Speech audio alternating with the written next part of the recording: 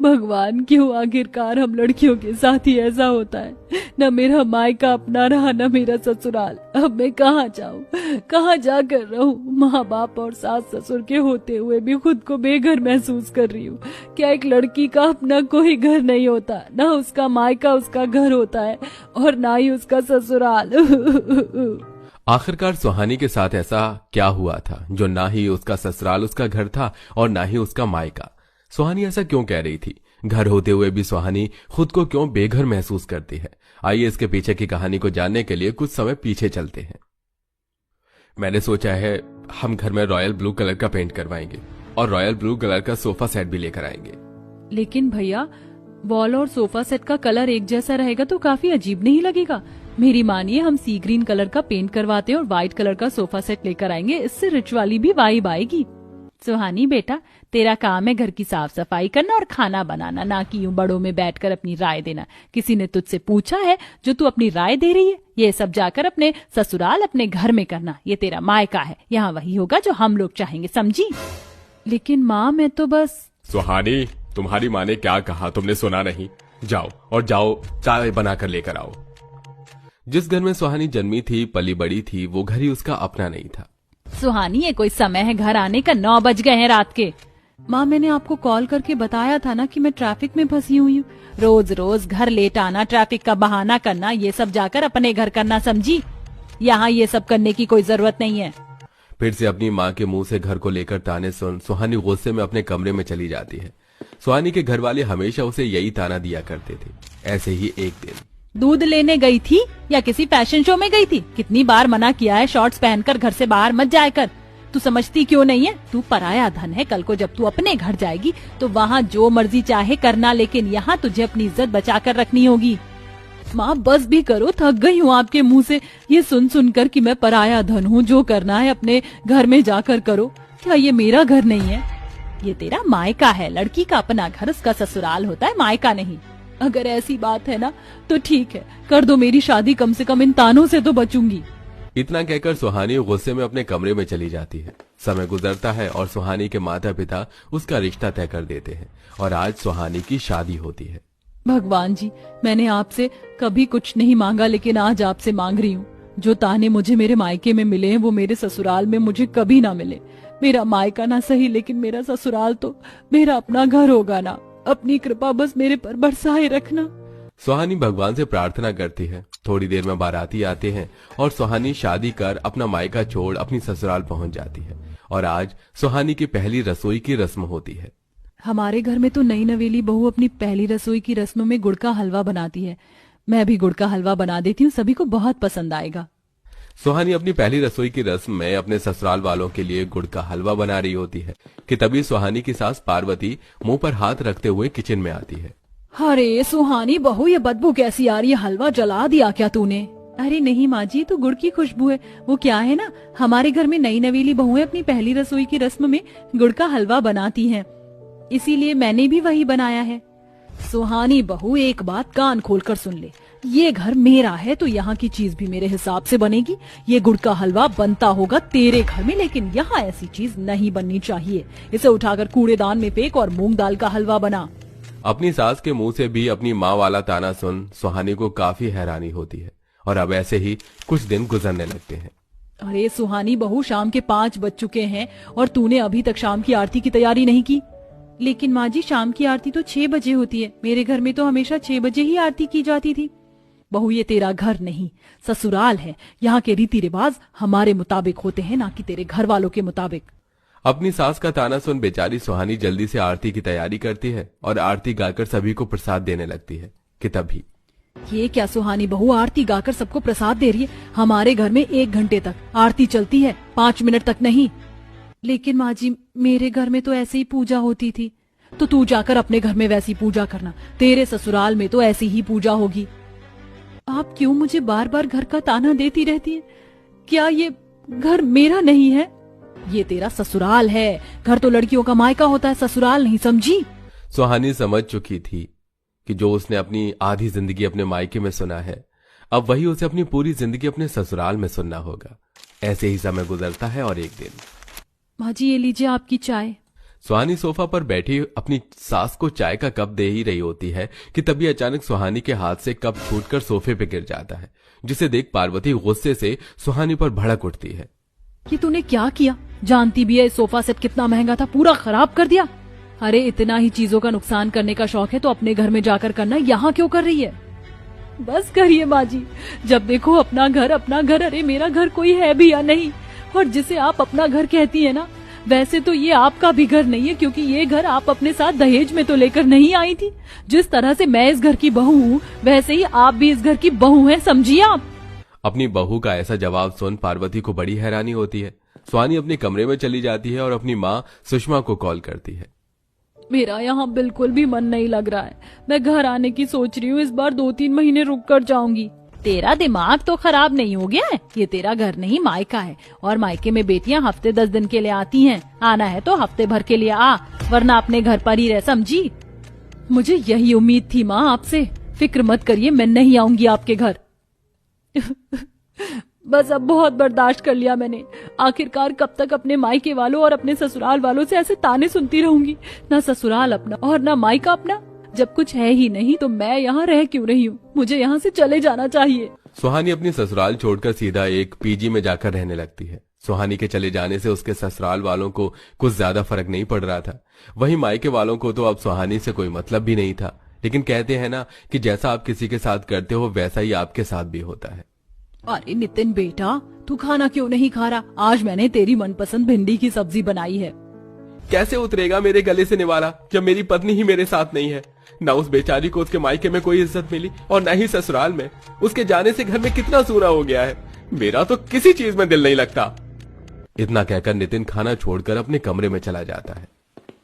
अरे पार्वती जी, आज तो आप बड़ी थकी थकी लग रही हैं। क्या हुआ, तबीयत तो ठीक है ना? क्या बताऊं आपको, घर का सारा काम करना, खाना बनाना, कपड़े धोना इस उम्र में कितना भारी पड़ जाता है मुझ पर। जब सुहानी बहू थी तब आप पूरा दिन आराम करती रहती थी। उस बेचारी ने आते ही घर की सारी जिम्मेदारी संभाल ली। हम मर्द भले ही बाहर काम करके पैसे कमाते हैं, लेकिन घर को संभालने का काम तो घर की औरतें ही करती हैं। आप दोनों सास बहू के बीच में मैंने कभी नहीं बोला, लेकिन सच कहूं तो मुझे भी सुहानी बहू की बड़ी याद आ रही है। अपने पति सुदेश की बातें सुन और बेटे की बात को याद करते हुए पार्वती को अपनी कही बातों पर बड़ा ही दुख होता है और अब वो सीधा सुहानी के मायके जाती है। अरे आप लोग ऐसे अचानक? आइए बैठिए। हम यहाँ बैठने के लिए नहीं आए हैं। आप जानती हैं आपकी बेटी घर छोड़कर पीजी में रह रही है। वैसे तो बेटियां ससुराल छोड़कर अपने घर आती हैं, लेकिन ना तो उस बेचारी का ये घर अपना था और ना ही वो घर। आप उसे हमेशा उसके ससुराल को ही उसका घर बताती रही और मैं उसे हमेशा उसके मायके को। बहुत बड़ी गलती की है हमने। पार्वती की बात सुन सुहानी के मायके वालों को भी कहीं न कहीं अपनी कही हुई बातों का एहसास होता है और अब वो सब लोग सुहानी से माफी मांगने उसके पीछे जाते हैं। आप सब लोग यहाँ ऐसे अचानक? बेटा, हम तुझे लेने आए हैं तेरे अपने घर। अब तेरा कोई मायका या ससुराल नहीं, बल्कि तेरा अपना घर है। जो ताने हमें अपनी माँ और सास से मिले, वही ताने हमने तुझको दिए। खुद को बदलने की बजाय हमने तुझे हमेशा दुख दिया। तेरे साथ भी बिल्कुल वैसा ही किया जैसा हमारे साथ हुआ था। हमें माफ कर दे बेटा। हाँ बहू, हमें भी माफ कर दे। अब वो तेरा ससुराल नहीं बल्कि तेरा खुद का घर है। तू अपने घर में जो चाहे कर सकती है, तुझे कोई रोक टोक नहीं है। तू तो मेरी अब से बेटी है। अपने ससुराल और मायके वालों को अपनी गलती का एहसास होता देख सुहानी रोते हुए अपनी सास और माँ के गले लग जाती है। जिसके बाद जहाँ पहले सुहानी अपने एक घर के लिए तरस रही थी, वहीं अब सुहानी के पास 2-2 घर थे। कभी सुहानी अपने मायके तो कभी अपने ससुराल में हंसी खुशी रहती है। क्या बेटियों का अपना कोई घर नहीं होता? मायके में हो तो ससुराल है तेरा घर, ससुराल में हो तो पराए घर से आई है। ये तेरा अपना घर थोड़ी है। तेरा अपना घर तो तेरा मायका है। वेल प्यारे दर्शकों, क्या आपको भी मेरी तरह ही ऐसे दर्द भरे तानों का सामना करना पड़ता है? तो हमें कमेंट में जरूर बताएं। देखो तो जरा, लोगों के घर में एक दाना नहीं होता। बेचारे मेहमानों को क्या खिलाएंगे? हमारे घर पर मेहमान आते हैं तो हम उन्हें बाहर से खाना ऑर्डर करके खिलाते हैं। ये होती है असली मेहमान नवाजी। मैडम, ये रहे आपके 5 पिज्जा, 5 बर्गर और ये कोल्ड ड्रिंक। थैंक यू भैया। वैसे आप समय पर ले आए। आपकी डिलीवरी टाइमिंग बहुत अच्छी है। मैं तो आपको 5 स्टार भी दूंगी। तनीषा पिज्जा लेकर अपने घर में चली जाती है। पिज्जा बॉय भी थोड़ा खुश हो जाता है और वहाँ से चला जाता है। ये नजारा देखने के बाद पूर्णिमा चुपचाप अपना काम करती रहती है। ये लीजिए चाचा जी, स्पेशल पिज्जा आपके लिए मंगवाया है। शुक्रिया बहू, जब से यहाँ पर आया हूँ तब से खातिरदारी की लाइन लगा दी है तुम लोगों ने। बहुत अच्छा लग रहा है यहाँ आकर। अरे चाचा जी, आपने कैसी बात कर दी। आप हमारे घर आए हैं, आपका ध्यान रखना, मेहमान नवाजी करना हमारा कर्तव्य है। आपको यहाँ कोई दिक्कत नहीं होनी चाहिए। मोहन यह सुनकर खुश हो जाता है। वहीं दूसरी तरफ पूर्णिमा अपने घर में रसोई में कुछ बनाने के लिए आती है। किसी ने सुबह से कुछ भी नहीं खाया है, माँ भी सुबह से भूखी है। अब क्या बनाऊं, कुछ समझ नहीं आ रहा। रात के बासी चावल ही पड़े हैं और ये थोड़ा सा दूध। पूर्णिमा के दिमाग में एक ख्याल आता है और वह चूल्हा जलाकर उस पर बासी चावल में दूध मिलाकर मीठा भात बनाना शुरू कर देती है। जब बन जाता है तो वह अपनी माँ के पास लेकर आती है। माँ, राशन तो खत्म हो गया था, ये रात के चावल थे और थोड़ा सा दूध, इसलिए मैंने मीठे चावल बना दिए। अभी के लिए ये खा लीजिए, शायद रात तक अंकुश जी राशन ले आएंगे तो मैं खाना बना दूंगी। तुम्हारे घर में मुझे ये खाने को मिल गया, इतना ही बहुत है बेटी। तुम लोग मेरा बहुत ध्यान रख रहे हो। मुसीबत में अपने ही काम आते हैं, आज मैंने देख लिया। भगवान तुम्हारे हर काम पूरे करें, तुम्हें तरक्की दें और खुश रखें। ऐसा कहकर पूर्णिमा की माँ उसे बहुत सारा आशीर्वाद देती है। लेकिन ऐसा क्यों था? क्यों जेठानी इतने बड़े घर में शानो शौकत से रह रही थी और क्यों देवरानी छोटे से मामूली टूटे फूटे घर में इतनी परेशानियों के साथ रह रही थी? चलिए ये जानने के लिए कहानी में थोड़ा पीछे चलते हैं। सुबह का समय, एक आलीशान घर में तनीषा रसोई में खड़ी है और आकाश सोफे पर बैठा हुआ है। फूलन देवी घर के अंदर घूम रही हैं। अचानक दरवाजे पर आवाज आती है। आकाश, देखो तो सही, कोई आया है। हाँ, लगता है तुम्हारी देवरानी और उसकी माँ आई हैं। पूर्णिमा और उसकी माँ रज्जो बाहर खड़ी होती हैं। वे दोनों थके हुए लेकिन उत्साहित लगते हैं। वाह, कितनी सुंदर जगह है बेटा। भगवान का धन्यवाद, मुझे यहाँ तक आने का मौका मिला। तुम तो बहुत अच्छे घर में रहती हो बेटी। हाँ माँ, यहाँ तो सब कुछ बहुत अच्छा है। यहाँ किसी चीज की कमी नहीं है और आपको भी किसी चीज की कमी नहीं होगी। आकाश दरवाजे से उन्हें अंदर बुलाता है। आप दोनों का घर में स्वागत है, आराम से बैठिए। आकाश के ऐसा कहने पर रज्जो घर में आती है और सोफे पर बैठ जाती है। बेटा, तुम्हारा घर बहुत सुंदर है। दरअसल कुछ परेशानी आ गई, बस इसलिए मुझे यहाँ आना पड़ा। गांव में कोई किराए का मकान नहीं मिल रहा है और मकान मालिक ने हमें घर से निकाल दिया है। बस थोड़ी सी परेशानी है कुछ दिनों की। रज्जो के इतना कहने पर तनीषा उसे बहुत ध्यान से देखने लगती है। तनीषा की आंखों में एक गहरी जलन झलकती है। ये आ तो गई है यहाँ मेरे पति की कमाई का फ्री पोकट का खाने के लिए, लेकिन मैं ऐसा होने नहीं दूंगी।